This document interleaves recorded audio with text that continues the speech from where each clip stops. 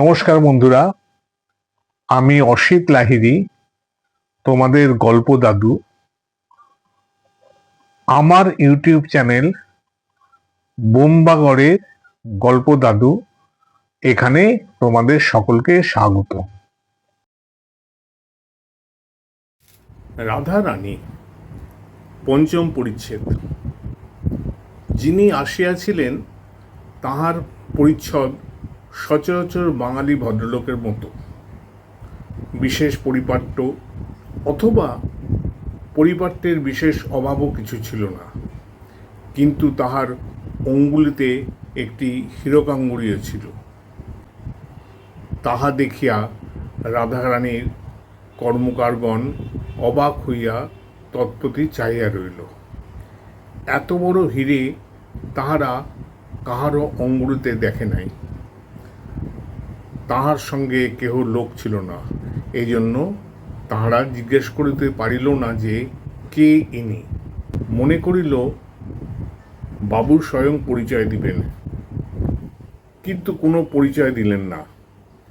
তিনি রাধারানীর দেয়ানজির সহিত সাক্ষাৎ করিয়া তাহার হস্তে একখানি পত্র দিলেন। বলিলেন, এই পত্র আপনার মনিবের কাছে পাঠাইয়া দিয়া আমাকে উত্তর আনিয়া দিন।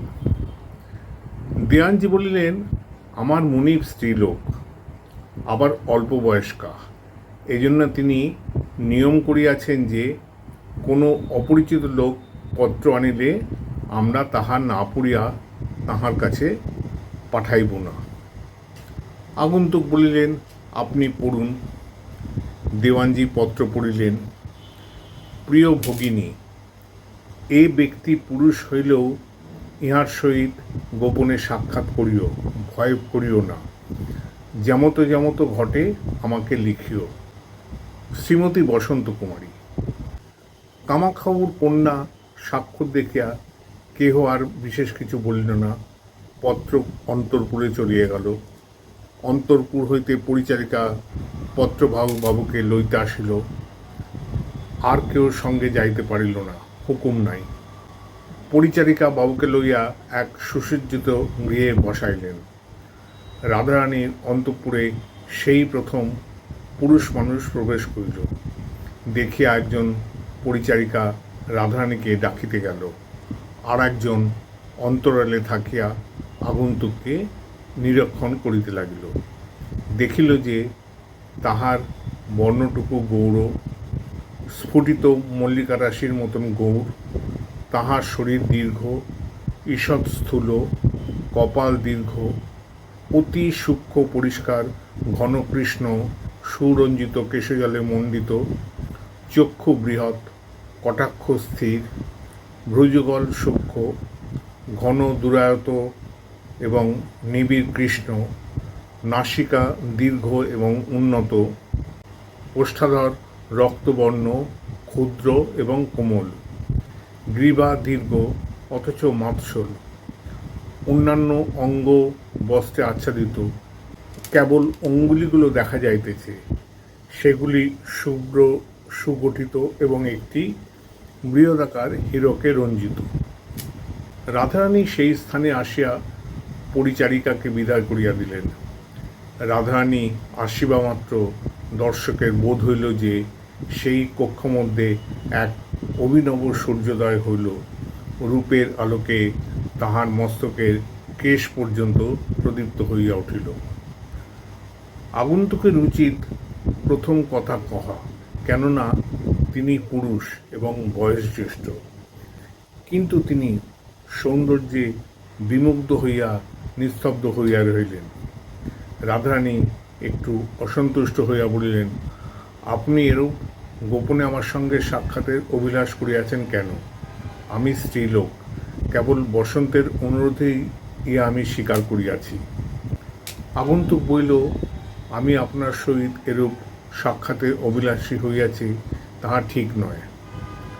রাধারানী অপ্রতিভ হইলেন, বলিলেন, তা নয় বটে, তবে বসন্ত কি জন্য এরূপ অনুরোধ করিয়াছেন তাহা কিছু লেখেন নাই, বোধহয় আপনি জানেন। আগন্তুক একখানি অতি পুরানো সংবাদপত্র বাহির করিয়া তাহা রাধারানীকে দেখাইলেন। রাধারানী পড়িলেন কামাক্ষাবাবুর স্বাক্ষরিত রুক্মিণী কুমার সম্বন্ধে সেই বিজ্ঞাপন। রাধারানী দাঁড়াইয়াছিলেন, দাঁড়াইয়া নারকেল পত্রের ন্যায় কাঁপিতে লাগলেন। আগন্তুকের দেবতুল্য গঠন দেখিয়া মনে মনে ভাবিলেন, ইনিই আমার সেই রুক্মিণী কুমার। আর থাকিতে পারিলেন না, জিজ্ঞাসা করিয়া বসিলেন, আপনার নাম কি রুক্মিণী কুমার বাবু? আগন্তুক বলিলেন, না। না শব্দ শুনিয়াই রাধারানী ধীরে ধীরে আসন গ্রহণ করিলেন। আর দাঁড়াইতে পারিলেন না, তাহার বুক যেন ভাঙিয়া গেল। আগন্তুক বললেন, না, আমি যদি রুক্মিণী কুমার হইতাম তাহলে কামাক্ষাবাবু এই বিজ্ঞাপন দিতেন না, কেননা তাহার সঙ্গে আমার পরিচয় ছিল। কিন্তু যখন এই বিজ্ঞাপন বাহির হয় তখনই আমি ইহা দেখিয়া তুলিয়া রাখিয়াছিলাম। রাধারানী বলিল, যদি আপনার সঙ্গে এই বিজ্ঞাপনের কোনো সম্বন্ধ নাই থাকে তাহলে আপনি তুলিয়া রাখিয়াছিলেন কেন? উত্তরকারী বলিলেন, একটি কৌতুকের জন্য। আজই 8-10 বছর হইল আমি যেখানেই বেড়াতে যেতাম, কিন্তু লোকচক্ষুর ভয়ে আমার নামটা গোপন করিয়া রাখিতাম, কাল্পনিক নাম ব্যবহার করিতাম। কাল্পনিক নাম রুক্মিণী কুমার। আপনি অত বিমনা হইতেছেন কেন? রাধারানী একটু স্থির হইলেন। আগন্তুক বলিতে লাগলেন, যথার্থ রুক্মিণী কুমার নাম ধরে এমন কাহাকে চিনি না। যদি কেউ আমারই তল্লাশ করিয়া থাকে তাহা সম্ভব নয়, তথাপি কি জানি 5-7 ভাবিয়া বিজ্ঞাপনটি তুলিয়া রাখিয়াছিলাম। কিন্তু কামাক্ষাবাবুর কাছে আসিতে সাহস হইল না। পরে কামাক্ষাবাবুর শ্রাদ্ধে তাহার পুত্রগণ আমাকে নিমন্ত্রণ করিল, কিন্তু কার্যগতিতে আসিতে পারি নাই।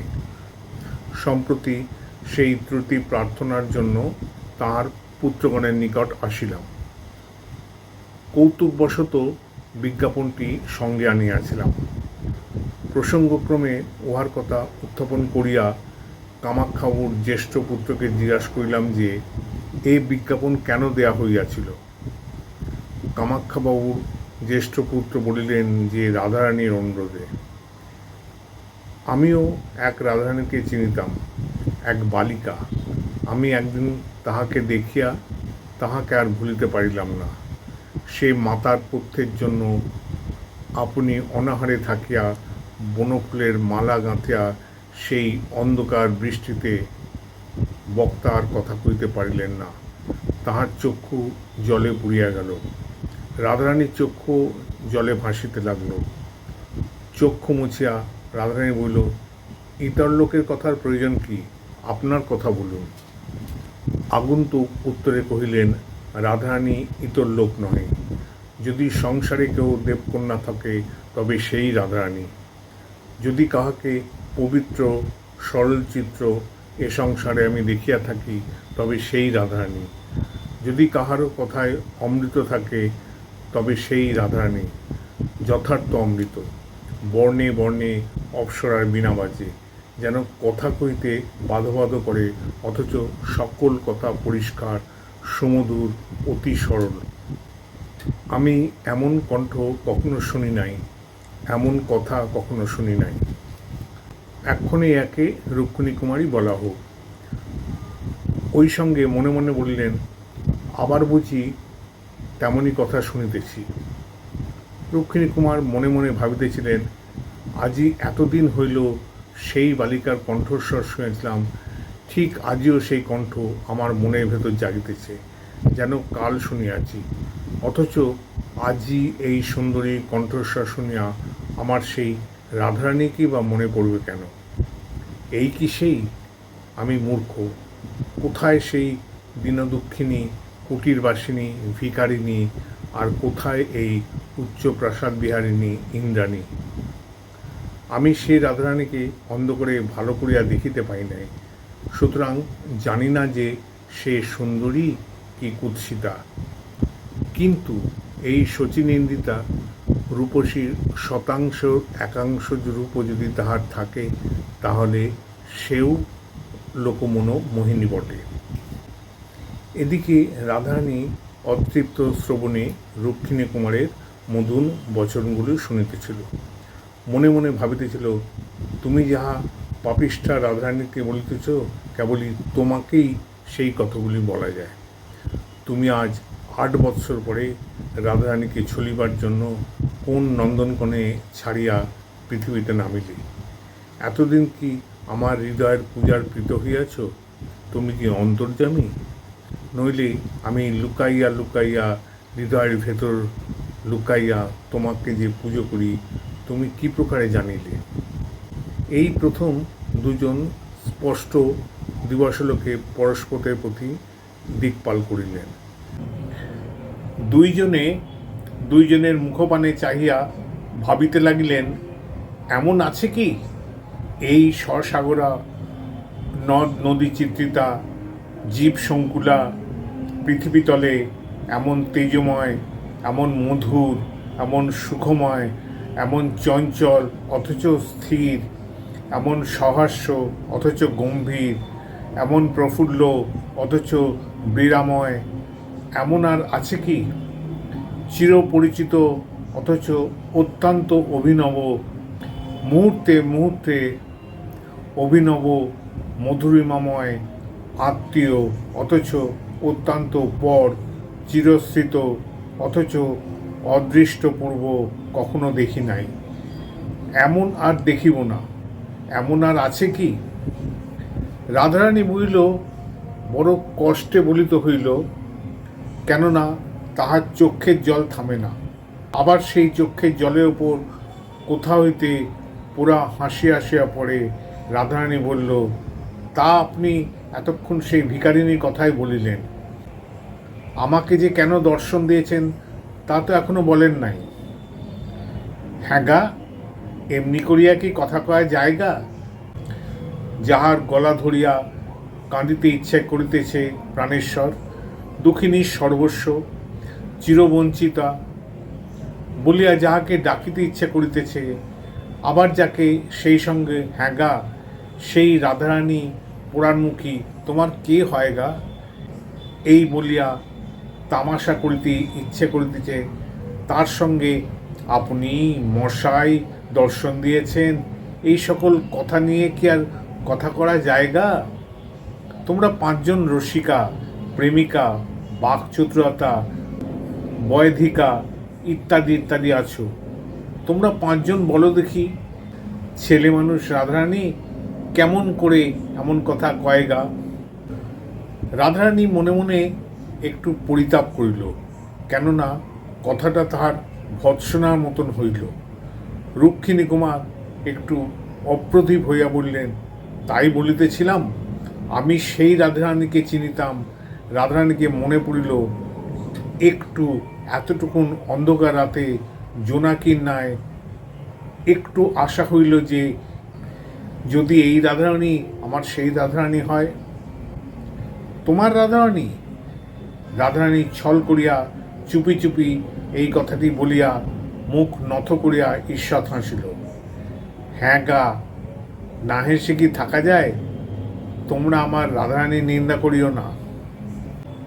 রুক্মিণী কুমার মনে মনে ছল ধরিল, এ তুমি বলে কেন? এ কে?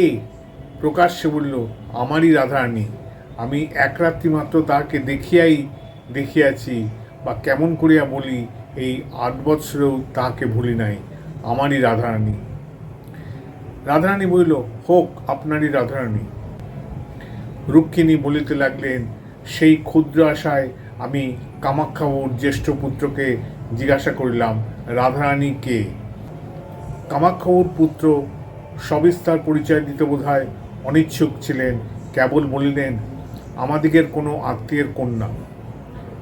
যেখানে তাহাকে অনুচ্ছুক দেখিলাম সেখানে আর অধিক পীড়াপিড়ি করিলাম না, কেবল জিজ্ঞাসা করিলাম, রাধারানী কেন রুক্মিণী কুমারের সন্ধান করিতেছিলেন শুনিতে পাই কি? যদি প্রয়োজন বোধ হয় তো আমি কিছু সন্ধান দিতে পারি। এই কথা বলিলে তিনি বলিলেন, কেন? রাধারানী রুক্মিণী কুমারকে খুঁজিয়েছিলেন তাহা আমি বিশেষ জানি না। আমার পিতৃঠাকুর জানিতেন, বোধহয় আমার ভগিনীও জানিতে পারেন। যেখানে আপনি সন্ধান দিতে পারেন বলিতেছেন, সেখানে আমার ভগ্নীকে জিজ্ঞেস করিয়া আসিতে হইতেছে। এই বলিয়া তিনি উঠিলেন। প্রত্যাগমন করিয়া তিনি আমাকে যে পত্র দিলেন সে পত্র আপনাকে দিয়াছি। তিনি আমাকে সেই পত্র দিয়া বলিলেন, আমার ভগিনীর বিশেষ কিছু ভাঙিয়া চুরিয়া বলিলেন না, কেবল এই পত্র দিলেন, আর বলিলেন যে এই পত্র লইয়া তাহাকে স্বয়ং রাজপুরে যাইতে বলুন। রাজপুরে যিনি অন্নসত্র দিয়াছেন তাহার সঙ্গে সাক্ষাৎ করিতে বলিবেন। আমি সেই পত্র লইয়া আপনার কাছে আসিয়াছি। কোনো অপরাধ করিয়াছি? রাধারানী বলিলেন, জানি না। বোধহয় যে আপনি মহাভ্রমে পতিত হইয়াই এখানে আসিয়াছেন। আপনার রাধারানীকে তাহা আমি চিনি কিনা বলিতে পারিতেছি না। সে রাধারানীর কথা কি শুনিলে বলিতে পারি আমা হইতে তাহার কোনো সন্ধান পাওয়া যাইবে কিনা। রুক্মিণী কুমার সেই রথের কথা সবিস্তারে বলিলেন, কেবল নিজ তথ্য অর্থ বস্ত্রের কথা কিছু বলিলেন না। রাধারানী বলিলেন, স্পষ্ট কথা মার্জনা করিবেন। আপনাকে রাধারানীর কোনো কথা বলিতে সাহস হয় না, কেননা আপনাকে দয়ালু লোক বলিয়া বোধ হইতেছে না। যদি আপনি সেরূপ দয়ার্দ্র চিত্র হইতেন, তাহলে আপনি যে ভিখারি বালিকার কথা বলিলেন তাহা কেমন দুর্দশাপন্ন দেখিয়া অবশ্য তাহার কিছু আনুকূল্য করিতেন। কই, আনুকূল্য কথার তো কিছু আপনি বলিলেন না। রুক্মিণী কুমার বলিলেন, আনুকূল্য বিশেষ কিছু করিতে পারি নাই। আমি সেদিন নৌকাপথে রথ দেখিতে আসিয়াছিলাম, পাছে কেউ জানিতে পারে এই জন্য ছদ্মবেশে রুক্মিণী কুমার রায় পরিচয়ে লুকাইয়া আসিয়াছিলাম। অপরাহ্নে ঝড় বৃষ্টি হওয়ায় বোটে থাকিতে সাহস না করিয়া একা তটে উঠিয়া আসিয়াছিলাম। সঙ্গে যাহা অল্প ছিল তাহা রাধারানীকেই দিয়াছিলাম, কিন্তু সে অতি সামান্য।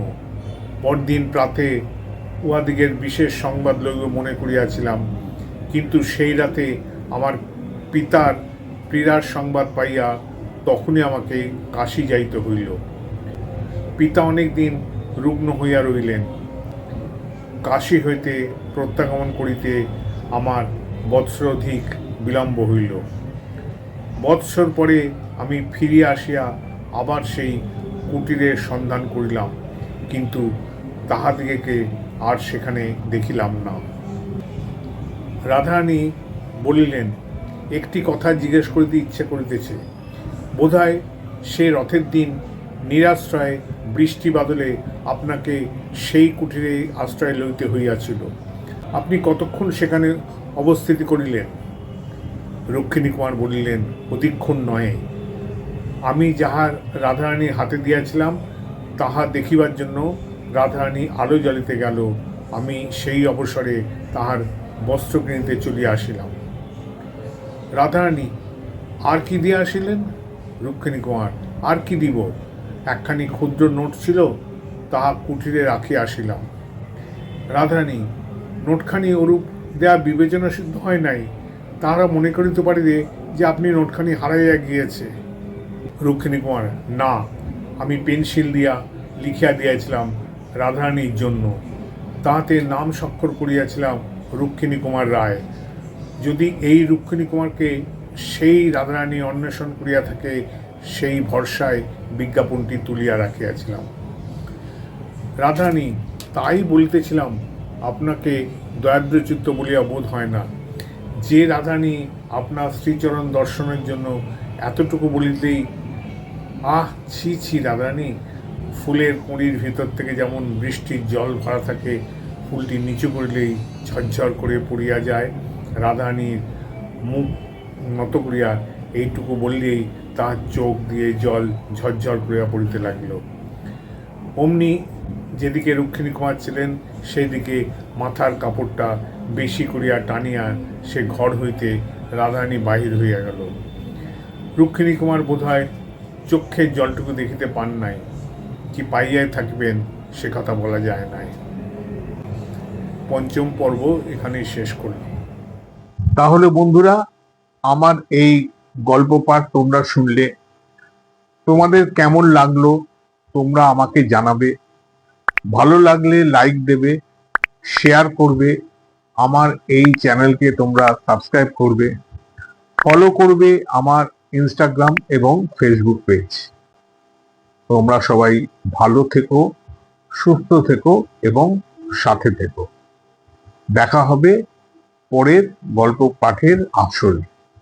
শেষে আর একটা কথা তোমাদের বলবো, আমি তোমাদের বই পোকা হতে বলছি না, কিন্তু বাংলা সাহিত্যের যে রস, রূপ, গন্ধ, এটা নিজেরা আঘ্রাণ করো, বই পড়ো, অন্যকে বই পড়তে উদ্বুদ্ধ করো। আপাতত চলুন, টাটা।